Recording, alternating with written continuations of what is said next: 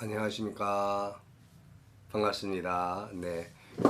오늘은 3월 23일 목요일 저녁입니다.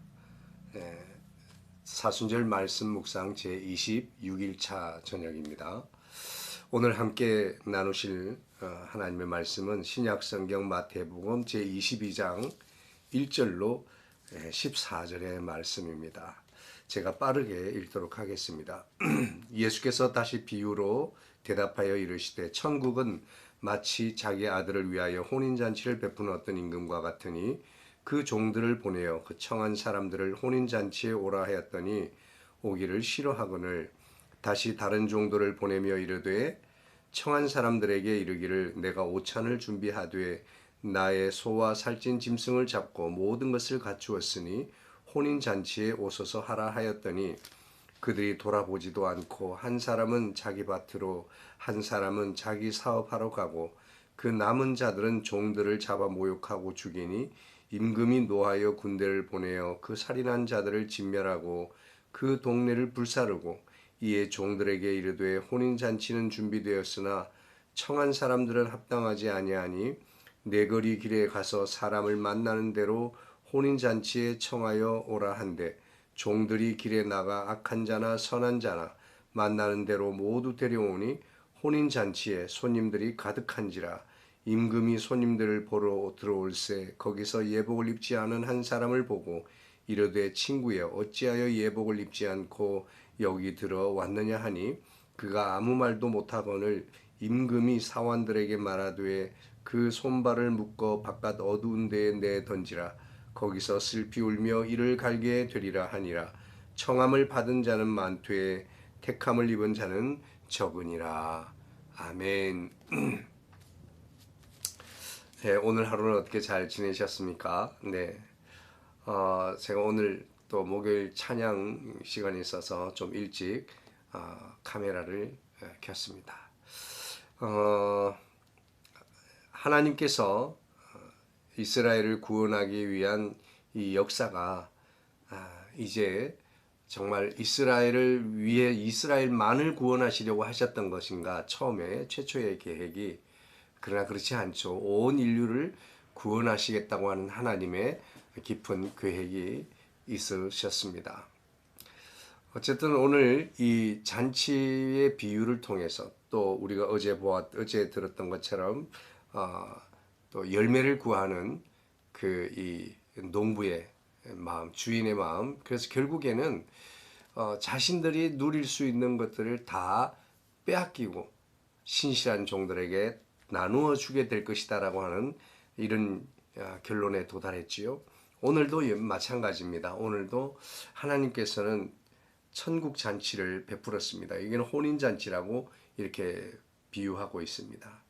그래서 혼인 잔치에 아주 풍성하게 준비를 했으니 다 오십시오라고 초청을 했습니다. 그 초청한 사람들은 이스라엘 백성이요, 유대인이요, 처음부터 하나님께서 이스라엘 백성들 그들을 택하여서 먼저 초청을 했던 것이죠. 그러나 이스라엘은 싸늘하게 반응했습니다. 혼인잔치를 거절한 거죠. 메시아를 믿음으로 말미암아 구원을 받는 이 큰 축제의 자리에 하나님의 초대를 받았지만 그들은 그 초대 자체를 싫어했고 또 무관심했을 뿐만 아니라 그들을 초청하는 선지자들을 능욕하기에 이르렀습니다. 하나님은 오래 참으시고 이스라엘을 인도하셨지만 그들은 스스로 임할 진노를 죄의 죄를 더 쌓는 것처럼 쌓아갔습니다. 하나님의 거듭되는 초대에 반응하지 못하고 있는 그들에게 마침내 이스라엘은 패망을 맞이하게 됩니다. 임금이 노하여 군대를 보내어라고 하는 이 말씀이 실제로 얼마 후 지나지 않아서 로마의 티토 장군에 의해서 예루살렘은 크게 파괴되게 됩니다.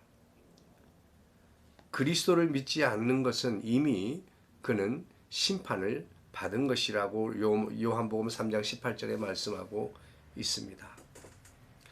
그런가 하면 유대인들은 그렇게 받아들이지 않았지만 이방인들은 어땠을까요? 유대인들은 이방인 자체를 경멸했습니다. 그리고 우리보다 아주 우리랑 상대할 수 없는, 교제할 수 없는 사람들, 더러운 사람들, 뭐 이렇게 생각을 할 정도로 그들을 가까이 하지 않았습니다.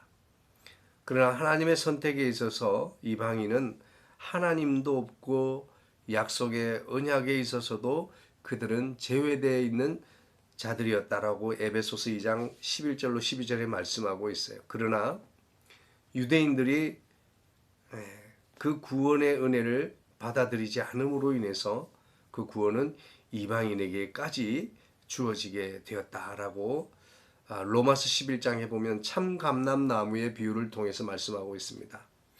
참감람나무의 가지가 꺾여버리고 그 꺾인 자리에 돌감람나무인 이방인이 접붙임을 받았다라고 말하고 있습니다. 유대인은 믿지 아니함으로 실패하고 이방인들이 그리스도를 믿음으로 혼인잔치의 기쁨으로 상속받게 된 것입니다.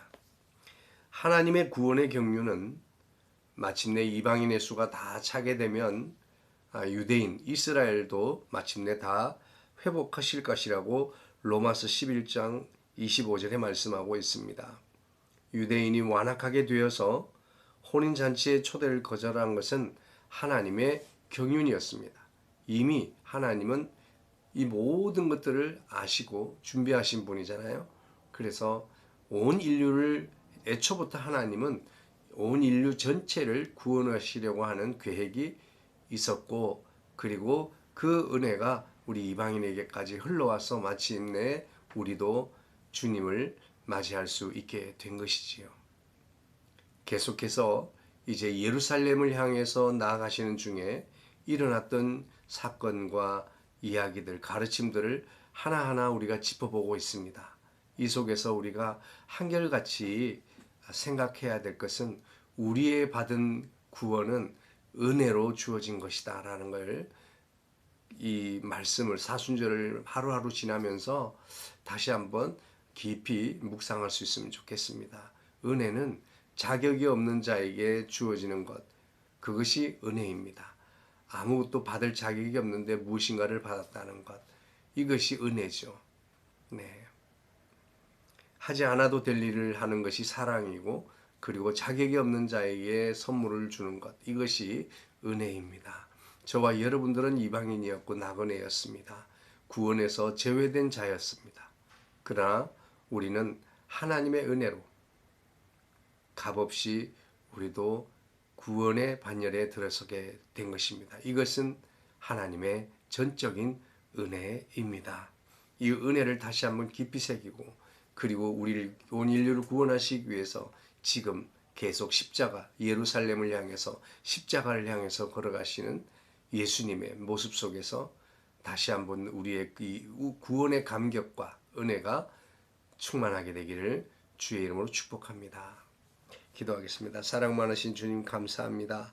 우리는 구원받을 만한 자격이 없었지만 오늘도 주님의 은혜로, 하나님의 전적인 은혜로 우리도 구원받아서 주의 백성, 천국 자녀 되게 하신 것을 감사합니다. 이 모든 것은 주님의 은혜로 된 것입니다.